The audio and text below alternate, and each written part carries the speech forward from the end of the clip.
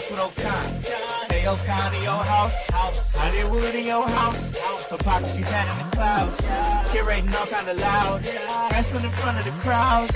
Paragon's holding it down. Anybody can get it. Come to us for your news and opinions. We got a voice. There is no choice. Wisdom voice in your house making wrestling noise. Moving fast just like cruiserweight action. Your house is the perfect distraction. Pop us in your ears when you in traction. Get this work with some wrestling action. Swallow. What's up, guys? What's cracking?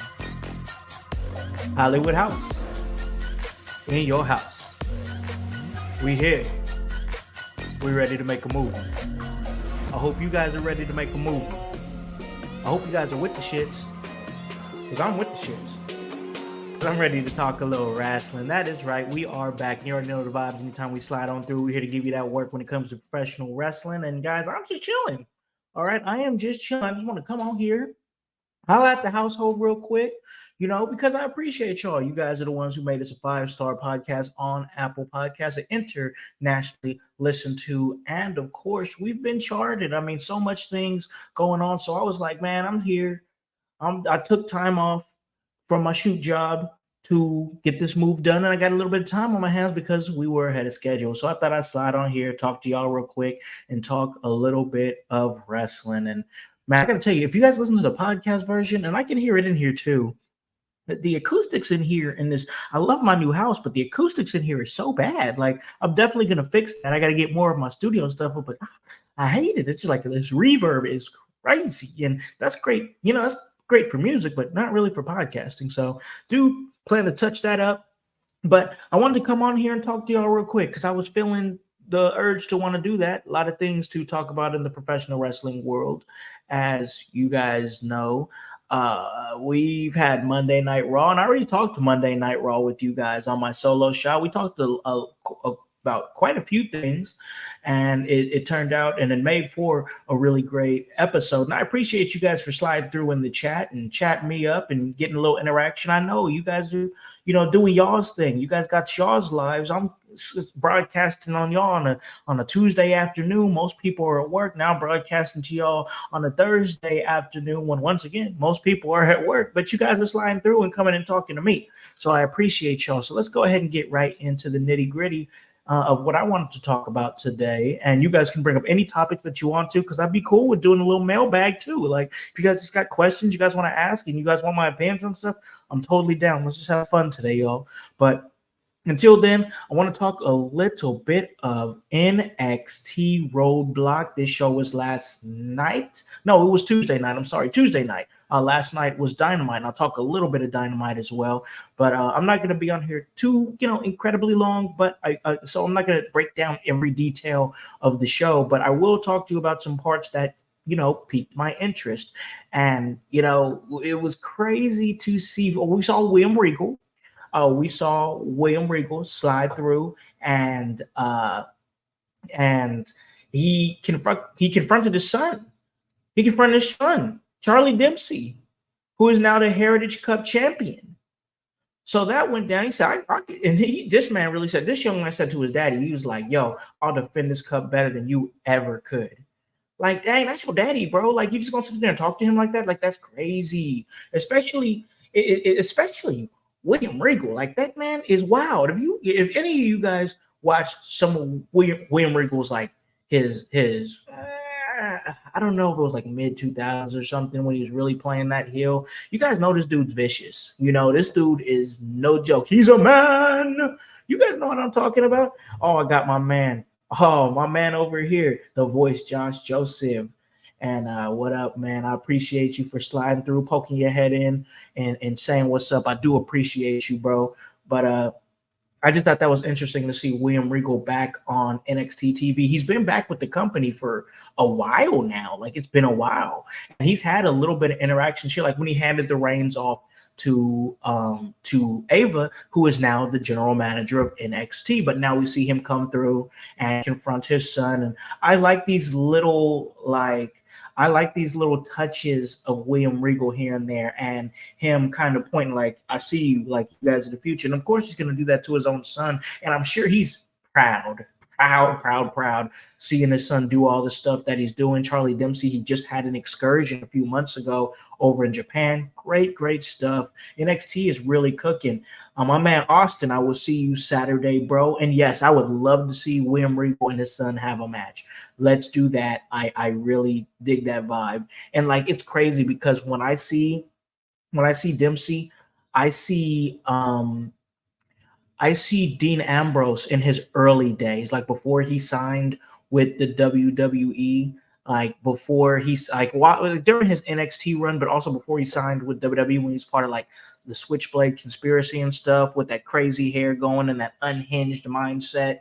And like, I think that really William Regal saw himself in Ambrose, now John Moxley, of course, during that time, because they had a program in NXT way back in the NXT days, way back.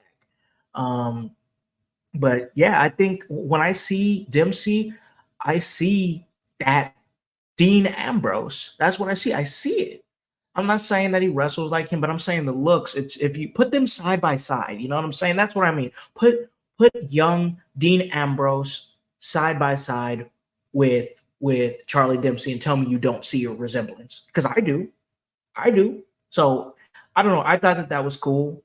Oh, this NXT Roadblock, it was a show that, once again, like we're doing with WrestleMania, it connected some dots and got people going to where they were supposed to be going, like with Carmelo Hayes versus Tony D'Angelo, and that went down in the main event. Now, if you know anything, if you're paying attention at all to what's going on in NXT, to anything what's going on with Trick Williams and Carmelo Hayes, you know ain't no way in hell they are going to do NXT Stand and Deliver and not do Trick Williams versus Carmelo Hayes as a match. There ain't no way.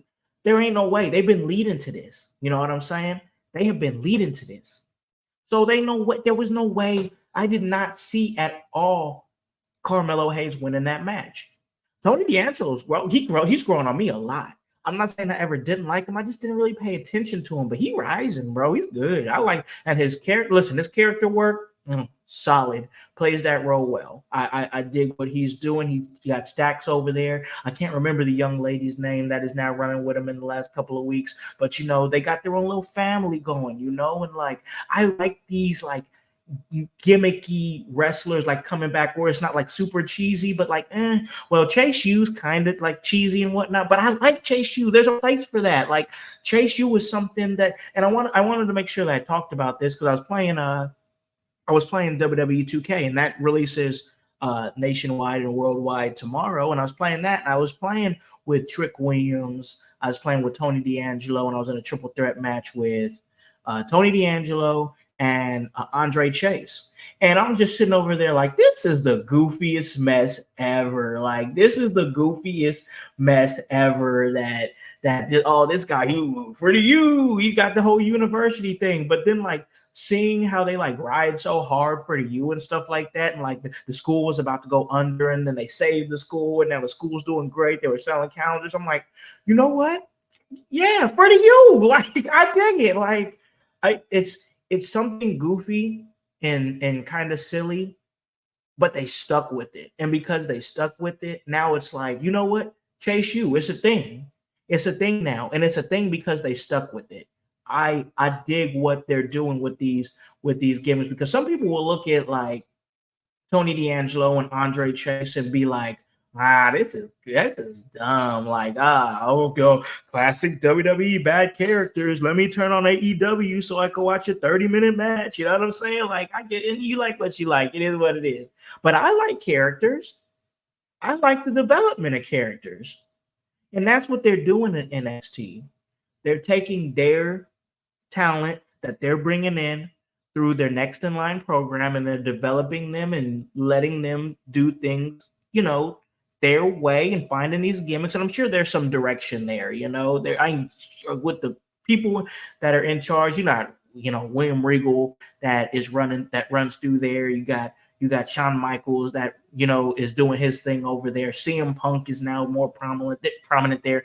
There's definitely like different Like, there's definitely different ways, that they're directing them. But the fact of the matter is, they're taking these guys and giving them direction and giving them backstories and giving them characters. And listen, as long as it's done well and it's owned, like the character owns it, it's not coming from a place of like, I don't want to do this. This is a stupid gimmick. I'm just doing it because that's what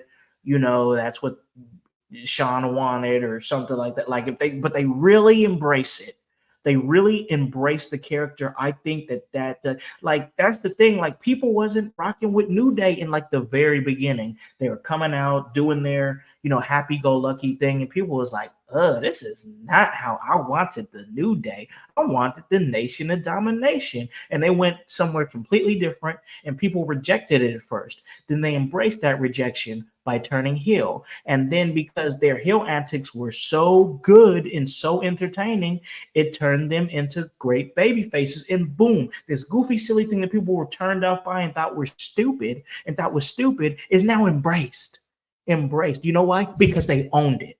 That's exactly why, bro. Because they own the character. I'm sorry, I went on a little tangent right there, but that's just how I feel about it. You know what I'm saying? So, like, they embracing those characters, Tony D'Angelo, Carmelo Hayes, and of course, that theme is hitting. They had the little trick. They had the music hitting, and Hayes came out here with like some boys. Like, he came out with some hitters, bro. Well, not like hitters, but like, he came out with security, whatever, to try to make sure ain't no Trick Williams. So Tony plays the music, and Trick don't come out. And Tony takes advantage of the distraction, beats Carmelo Hayes, and then Tony tells Carmelo, hey, but I still got a surprise for you. Music hits again. The security is ready at the entrance to stop Trick Williams. Trick Williams comes out through the crowd. Boom, gives some work to Carmelo Hayes, gets the crowd hype. And that's what I like. Like Trick Williams is energy, bro. Like, he is energy. That's what I like about him. He come out beating on his chest. He got, he's just like, it's straight up like big boy energy. I love it. Like, Trick Williams got a heavy future. That theme goes hard. The only thing I would request, because they've been killing it, WWE 2K24 is a great game. But hey, you need to install the Whoop That Trick chance into the game. It's not in there, bro. It needs to get in there immediately, because it don't feel right without the Whoop That Trick. Whoop that trick. And then that's when you got to install Booker T in the game. To have the Booker T character only do commentary on Trick Williams matches. Just be like, yeah, I like it. Like, that's what you should do, man. Like, it's just the idea. If anybody from 2K ever listens to this, you probably won't, but it's just a thought. But like I said, there was no way in my heart of hearts, there was no way that I really thought that Carmelo Hayes was going to come out winning that match, because he got Trick Williams waiting in the wings to stand and deliver. Tony D'Angelo is going off to face Ilya Dragunov at stand and deliver. That's crazy. Like, there's a lot of people that are like, Tony D'Angelo, really? But if you really pay attention to what he's doing, like, it kind of makes some sense that he would get this opportunity. I'm not exactly saying that he's going to win. I'm not saying that at all. But I'm saying that it's interesting that he's in this opportunity. You got Braun Breaker and Baron Corbin. They're retaining their titles at WWE NXT Roadblock, and that's an interesting dynamic right there. Like, they retained the match or they retained the titles, and it was a good match. But like, what are we doing with Braun Breaker? Like, he's the tag champion now, but he's officially signed to SmackDown. That's what I kind of want to focus on a little bit. He's still, I don't know if are they going to drop it, stand and deliver, and then they go ahead and sway him off and push him onto SmackDown for good? Because I'm looking at what my man Austin is saying. He said that Stand and Deliver is going to be Carmelo's NXT send-off match. Could that be the same thing with Braun Breaker? Could we see Braun Breaker lose the titles with Baron Corbin go off and do his own thing at NXT? Because I think Baron Corbin's pretty happy at NXT. I dig his role there, and Baron Corbin's one of those guys that you can plug him in anywhere. He's just kind of plug and play, honestly, and he's very underrated for that skill. But like I said, you got these send-offs happening. Braun Breaker go off and focus on what he's doing on SmackDown now that he's officially signed. And yeah, like I said, I thought this show was a good show. You saw Sean Spears. Like, not only did they bring back Ty Dillinger to WWE, they brought him back to NXT as Sean Spears. And I'm looking to see what they're gonna do with this unhinged character that he kind of has right now. And he's doing some stuff with Ridge Holland right now. And I'm interested to see where that goes. Like, honestly, I have not been this interested in Sean Spears since he was Ty Dillinger. And that's just the truth. I want to see where he goes with this. I want to see what happens. I want to see where we're going with this version of Sean Spears on Roadblock, but once again, this show was really good, enjoyable. Everything is heating up.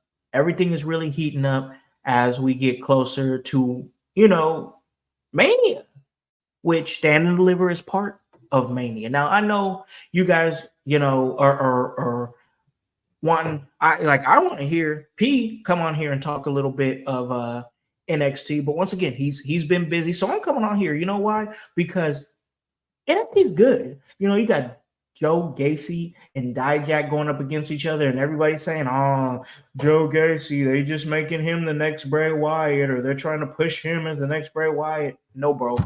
No, Joe Gacy been like this.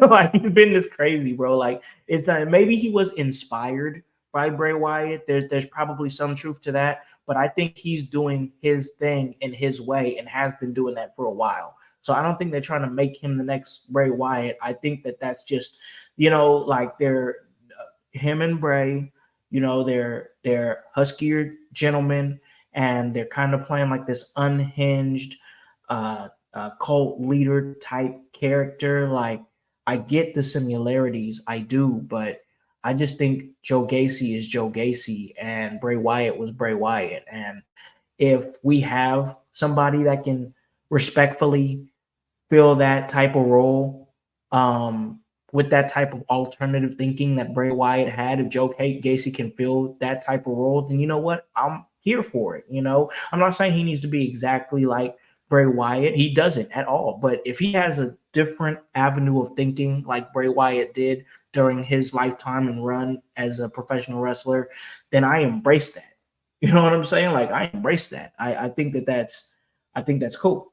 You know what I'm saying? I think that's cool. I dig what Joe Gacy is doing, to be honest with you. And I dig the fact that you got big dudes, big dudes like Dijak doing moonsaults off of cages. That's crazy.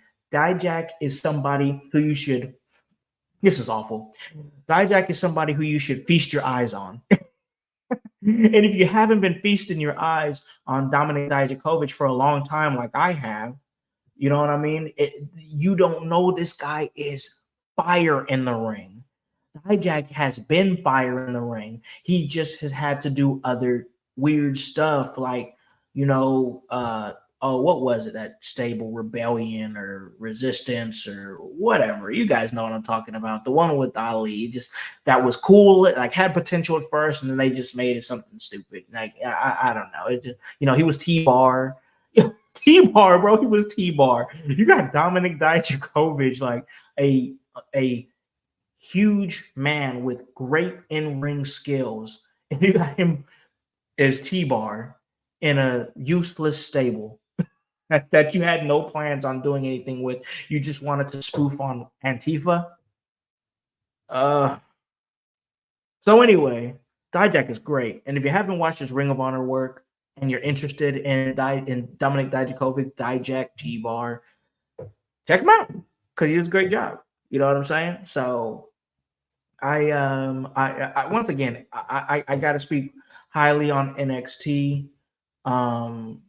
I just do, because like it's a great show that is having all these different like matches. Like the Heritage Cup is something I didn't even know about before a few months ago. I like that. We have Asylum matches, which is technically just kind of it was a cage match more than anything else, but it's still great. And people chanting, "This is crazy, this is awesome," and it's It's like my man Retribution. There it is. Thank you. It's like my man Hype said. Gacy just loves pain. You know, so that's exactly what it is right there. Great, great show. Wolf Dogs versus Chase U. You know what I'm saying? You know, Sean Spears picks up a win. Good for him. You got the Kabuki Warriors going up against Lyra Valkyria and Tatum Paxley. You got a chance to see the women's tag team matches or women's tag team championships defended.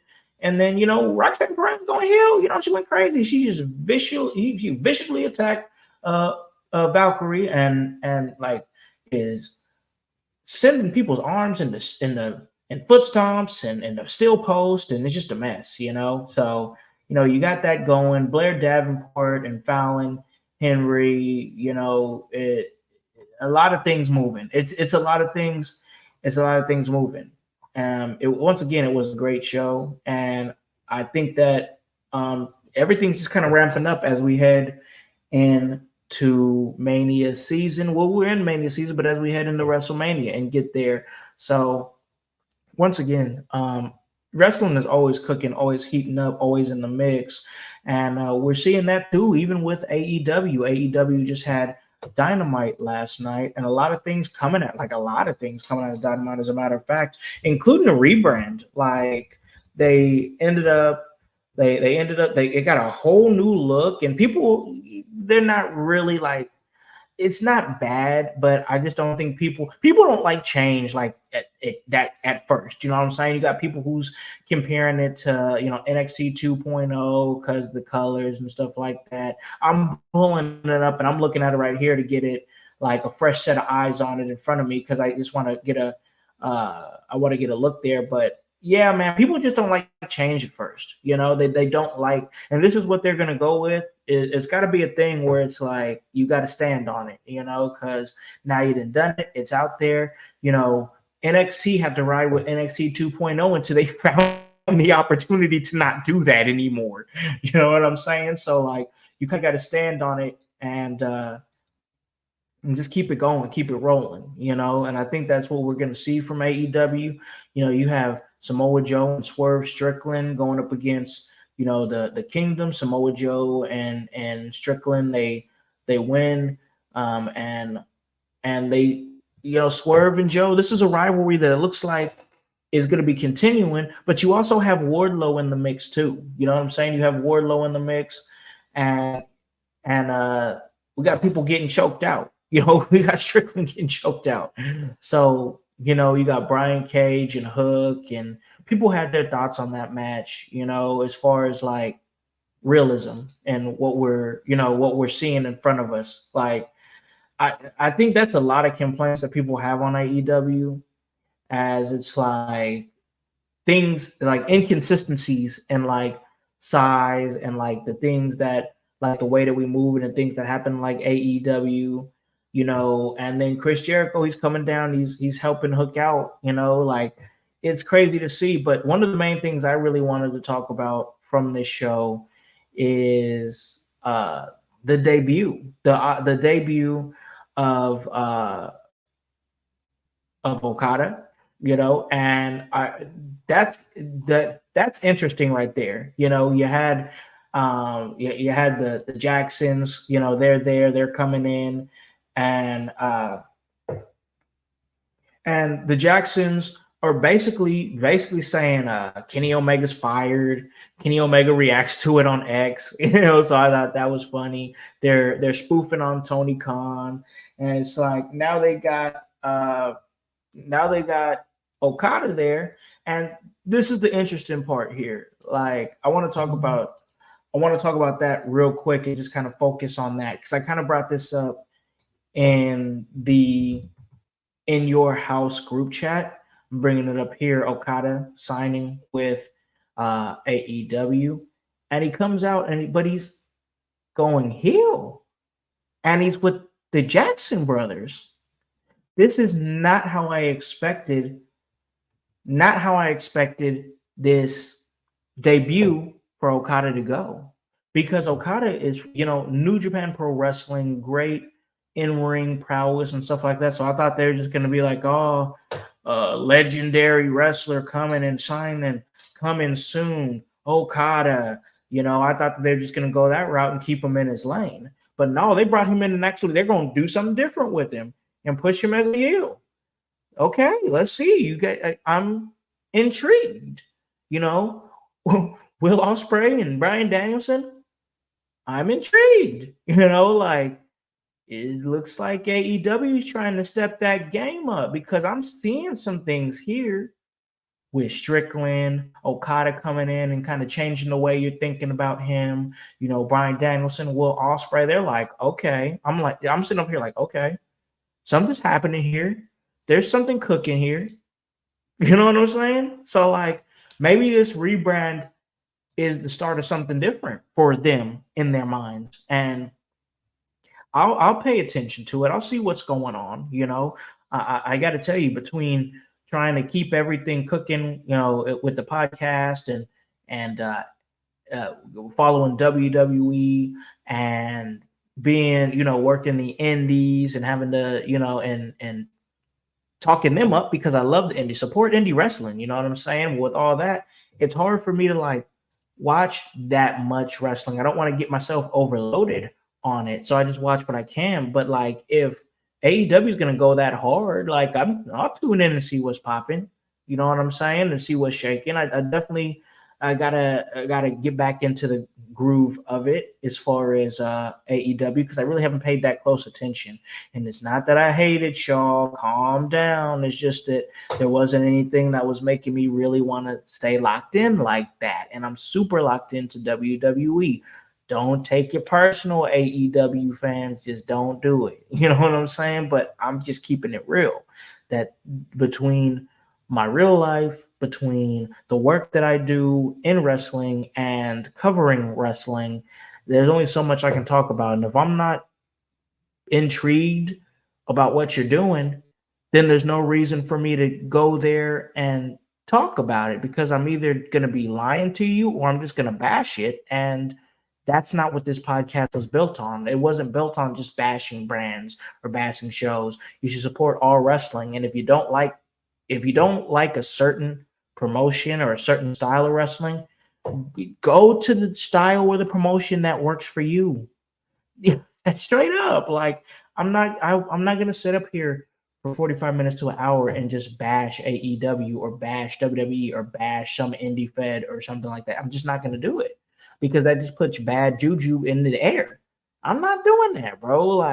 There's a lot of podcasts that you can go to that is going to sit up there and just poo-poo on everything and armchair book. And I'm like, hey, I have to say that shit for my GM on 2K, bro, because it's there's no way that somebody who has no experience in the business knows how to book better than Triple H or Shawn Michaels, or hell, honestly, Tony Khan. You know what I'm saying? You can say what you want about Tony, but try having his job and then come back and talk to me.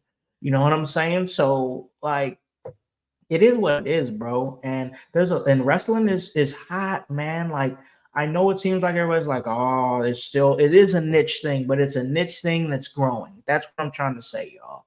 It is a niche thing that is growing as we move forward here. And guys, if you guys can see down here on my banners here, I got some shows here that you guys should be checking out. Now, this Saturday, it's going to be in Columbus, Indiana. That's In Like a Lion, Emerge 76. That's going to be a good one. Destination 6, they're going to be having When the Dust Settles on the 16th in Macomb, Illinois.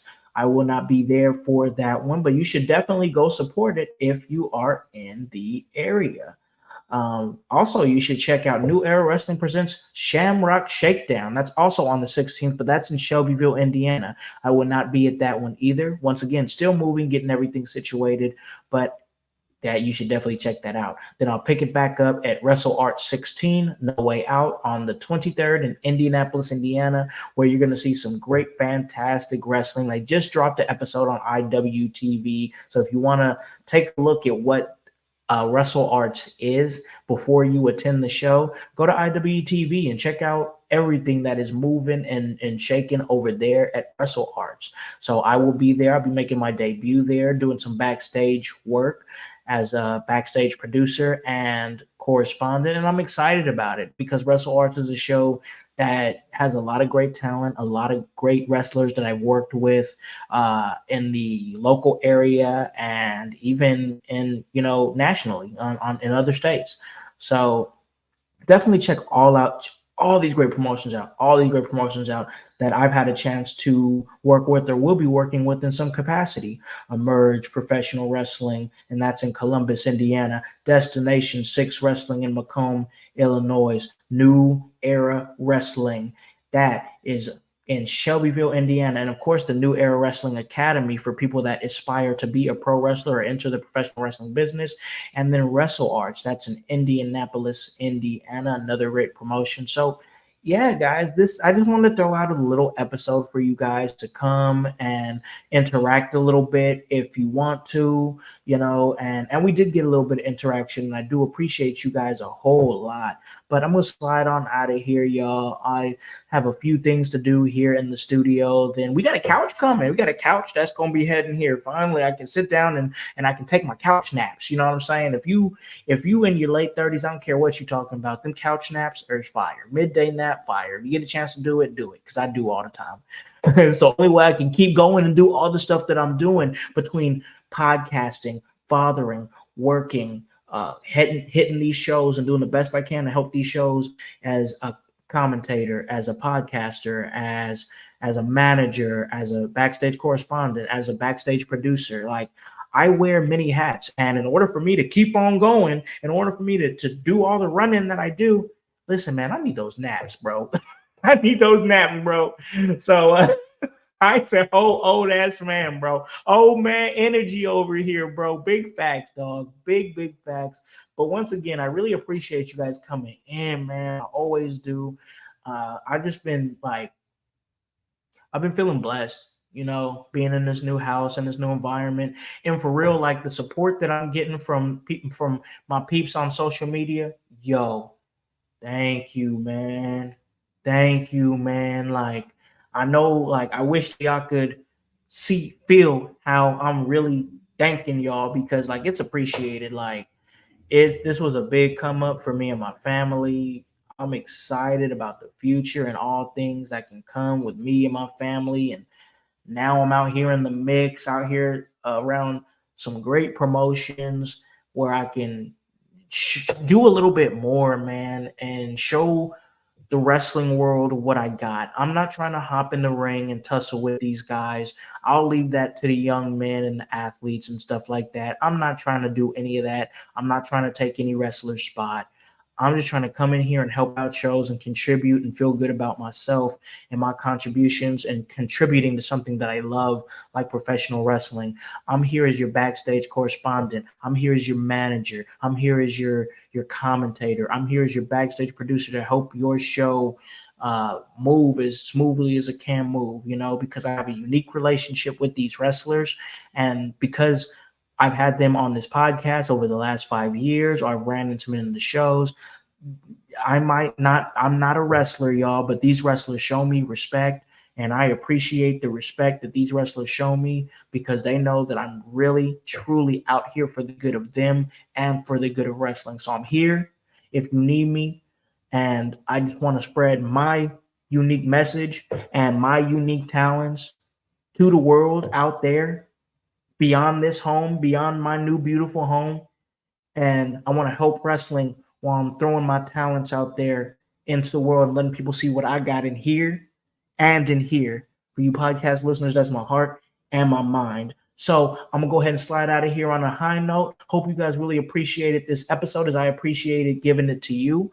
And guys, you already know we're going to keep on rolling and keep on going and keep on growing. And we're going to keep on showing exactly who we are here at In Your House. So, guys, you already know where you can find me.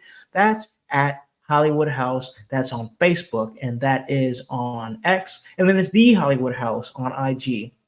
So you can follow this great podcast. And that's In Your House. That's HOWSE. And, of course, the W stands for work. So, guys, I really appreciate you guys sliding through one last time. And, guys, maybe we could get back to this on Sunday, get a little hype action, get a little P action on Sunday, get a little house party action on Sunday, and we can get back to it. But until then, make sure that you tell a friend to tell a friend to tell a friend to hop on this bandwagon. Get on or get gone. Because household, we still going mighty strong. You guys have a great day and a great rest of your week. Peace.